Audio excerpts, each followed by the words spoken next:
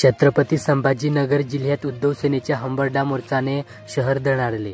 क्रांती चौक ते गुलमंडी जिल्ह्यातील शेतकरी मोठ्या संख्येने सहभागी।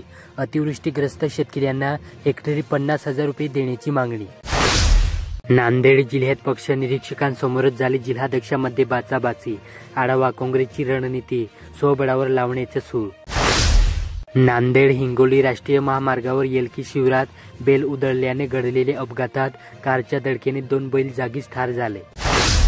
धाराशिव जिल्ह्यात 10 कोटी रुपयांच्या नव्या बस स्थानकाचे सिलिंग कोसळले। उद्घाटनानंतर अवघ्या 5 महिन्यातच गुणवत्तेचे पितळ उघडे। प्रवाशातून व्यक्त होते संताप। बीड जिल्ह्यात गोदावरी सिंधफणाचे पाणी ओसरताच अवैध वाळू उपसा। विशेष पथक थंड अवैध वाळू वाहतुकीत पोलीस महसूलच्या भूमिकेवर प्रश्नचिन्ह। लातूर जिल्ह्यात बोटांचे ठसे डोळ्यांचे स्कॅन होईना। शेकडो निराधारांना आधार मिळेना। लाभार्थ्यांची परवड 6 महिन्यापासून अनेकांचे अनुदान बंद। दिवाळीत ही नशीब अंधारच। जालना जिल्ह्यात दिलासादायक 76 पैकी 56 प्रकल्प ओव्हरफ्लो। प्रकल्पातील उपयुक्त साठा 82% 3 प्रकल्पात अद्यापही 25% पेक्षा कमी पाणी साठा। 59 प्रकल्पात 76 ते 100% दरम्यान साठा। परभणी तालुक्यातील ताडली मला पिंगळी दरम्यान धावणारी बस ताडली मला परिसरात नादुरुस्त झाल्याने बंद पडली। परिणामी पिंगळी येथे शाळेत जाणाऱ्या विद्यार्थ्यांना 5 किलोमीटरच्या अंतर पायी प्रवास करावा लागला। छत्रपती संभाजीनगर जिल्ह्यातील सिल्लोड तालुक्यात पिसाळलेल्या कुत्र्यांच्या 5 जणांना चावा।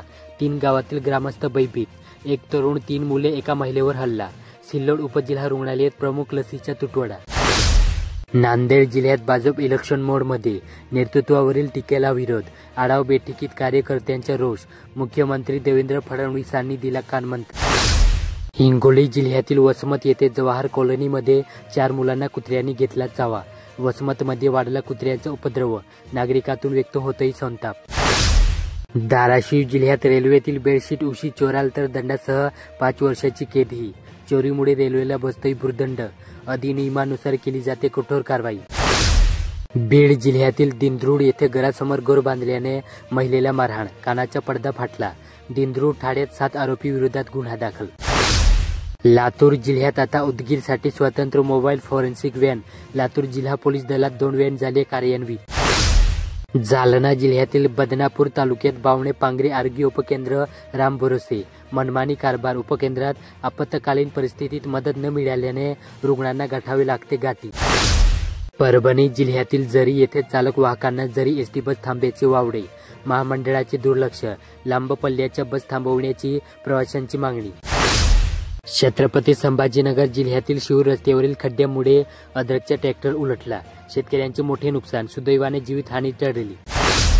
नांदेड जिल्ह्यातील कुपटी येथे कर्जबाजारीपणाला आणि नापिकीला कंटाळून पाचोंदा येथील शेतकरी गौतम किशन पाटील वय 40 यांनी राहत्या घरी विशेष प्राशन करून आत्महत्या केली। हिंगोली जिल्ह्यातील कडमनुरी येथे उमेदवारांच्या हालचालींना वेग। तिकीट वाटप करताना नेत्यांच्या लागणार कस। कडमनुरी नगरपालिकेच्या निवडणुकीची जोरदार तयारी। दिवसभर काम तरी मिळेना पगार। किती दिवस बिनपगारी राबवणार। ग्राम रोजगार सेवकांना 8,000 मानधनासह प्रोत्साहन। प्रवास निधीचा निर्णय कागदावरच। बीड जिल्ह्यात पिंपळनेर पोलिसांनी तिरट नावाच्या जुगार खेळणाऱ्या 5 जणांवर 11 ऑक्टोबर रोजी मोठी कारवाई केली। या कारवाईत 2,76,510 रुपये किमतीचा मुद्देमाल जप्त करण्यात आला। लातूर जिल्ह्यात तुटपुंजे अनुदान। शिवभोजन थाळी देणाऱ्यांचे पोट रिकामेच। लातूर जिल्ह्यात 37 केंद्रे केवळ 1 केंद्र झाले बंद। निधी वेळेवर येत नसल्याने वाढल्या अडचणी।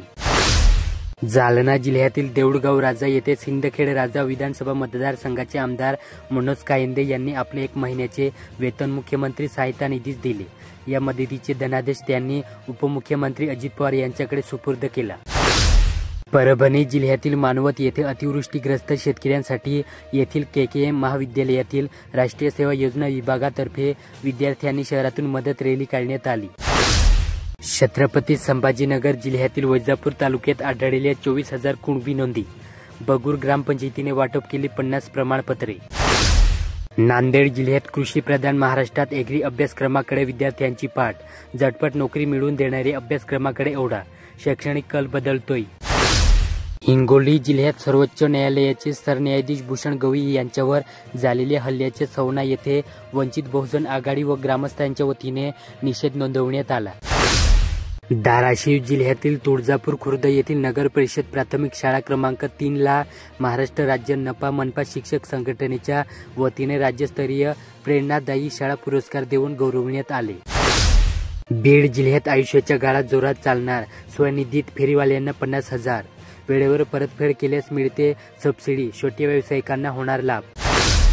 लातूर जिल्ह्यात औसा तालुक्यातील उजनी येथील तेरणा नदीला आलेल्या पुरामुळे हॉटेल, टेलरिंगसह छोट्या व्यावसायिकांचे मोठे नुकसान झाले। त्यामुळे राष्ट्रवादीचे जिल्हा उपाध्यक्ष योगीराज पाटील यांनी पालकमंत्री शिवेंद्रसिंगराज भोसले यांची मंत्रालयात भेट घेऊन पूरग्रस्तांना दिवाळीपूर्वी मदत देण्याची मागणी केली। जालना जिल्ह्यातील जामनेर आगारातर्फे दावडा गोद्री मार्गे जामनेर बुलढाणा बस सेवा 9 ऑक्टोबर पासून सुरू करण्यात आली। परभणी जिल्ह्यातील गंगाखेड येथे पिके पदरात पाडून घेण्यासाठी बळीराजांची धडपड, सोयाबीन काढणीने शेतकरी मेटाकुटीला, कापणीचा भाव 5,200, पदरी 3 ते 4,000, गोदावरी नदी काठावरील शेतात अद्याप वापसाही नाही। छत्रपती संभाजीनगर जिल्ह्यातील गंगापूर येथे दररोज सकाळ संध्याकाळी होणाऱ्या वाहतूक कोंडीने गुदमरला गंगापूरकरांचा श्वास, शिवाजी महाराज चौकात नियमित होते वाहतूक ठप्प। नांदेड जिल्ह्यात तुटपुंजे अनुदान, शिवभोजन थाळी देणाऱ्यांचे पोट रिकामेच, जिल्ह्यात 5 केंद्र बंद, अनुदानाचे संकट गंभीर झाल्याने केंद्र चालक अडचणीत। हिंगोली शहरातील शिवाजी महाविद्यालयाच्या वतीने पूरग्रस्तांसाठी निधी संकल्प रॅली काढण्यात आली। त्यानंतर जमा झालेला निधी जिल्हाधिकारी राहुल गुप्ता यांच्याकडे सुपूर्द करण्यात आला। विद्यार्थ्यांची शैक्षणिक प्रगती आणि अध्ययनातील कमतरता पेट दाखविणार राज्यस्तरावरून काढण्यात आल्या प्रश्नपत्रिका। बीड जिल्ह्यात माजलगावसह परळी दारूर तालुक्यात भारतीय किसान सभा उतरली रस्त्यावर, परळी तहसीलदारांच्या कक्षात घुसले आंदोलक। लातूर जिल्ह्यात दिवसभर काम तरी मिळेना पगार, किती दिवस बिनपगारी राबवणार, दिवाळी तोंडावर, ग्राम रोजगार सेवकांच्या आर्थिक अडचणीत वाढ। जालना जिल्ह्यातील परतूर येथे प्रत्येक मनुष्याने प्रथम मनाचा अभ्यास करून व्यक्तिमत्व विकासाकडे लक्ष द्यावे, असे प्रतिपादन जलतारा प्रकल्पाचे संशोधक डॉक्टर पुरुषोत्तम वायाड यांनी केले। परभणी ते सोनपेठ या मार्गावर दर अर्ध्या तासाला एसटी महामंडळाची बस सोडण्यात यावी, अशी मागणी केली आहे। याबाबत अखिल भारतीय ग्राहक पंचायतीच्या वतीने शुक्रवारी विभागीय नियंत्रक यांच्याकडे निवेदन देण्यात आले। नवी पीक विमा योजना कुचकामी, अतिवृष्टी पुराचे संरक्षण झाले रद्द, ट्रिगर बदलामुळे फक्त उत्पादन घट झालेच भरपाई, विमा कंपनीच यातून होणार मालामाल।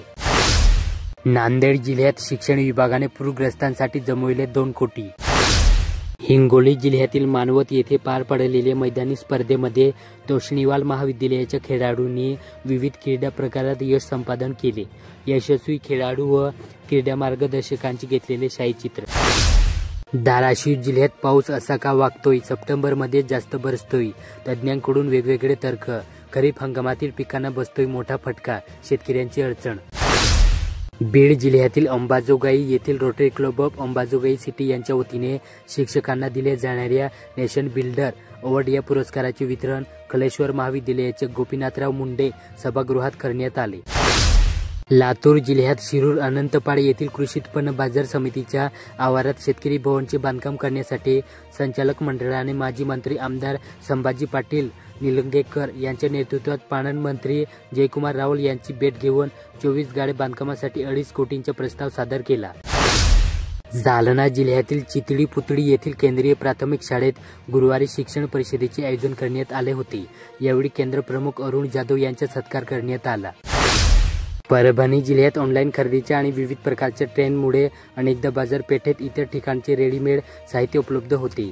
आता पण त्यांची जागा लाइटिंगच्या दिव्यांनी सुद्धा घेतली आहे। त्यामुळे स्थानिक कुंभार लक्ष्मीच्या मूर्ती बनवणाऱ्या कारागिरांच्या व्यवसायावरही परिणाम झाल्याचे दिसून येत आहे। छत्रपती संभाजीनगर जिल्ह्यातील खुलताबाद येथे उद्धव सेनेच्या तालुक्यातील अनेक पदाधिकारी कार्यकर्त्यांनी शुक्रवारी छत्रपती संभाजीनगर येथे उपमुख्यमंत्री एकनाथ शिंदे यांच्या उपस्थितीत झालेल्या कार्यक्रमात शिंदे सेनेत प्रवेश केला। नांदेड शहरातील जिल्हा रुग्णालयाच्या जीर्ण इमारती बांधकामात सुरुवात झाली। या ठिकाणी नव्याने इमारत उभारून त्या ठिकाणी 200 खाटांचे रुग्णालय सुरू करण्यात येणार आहे।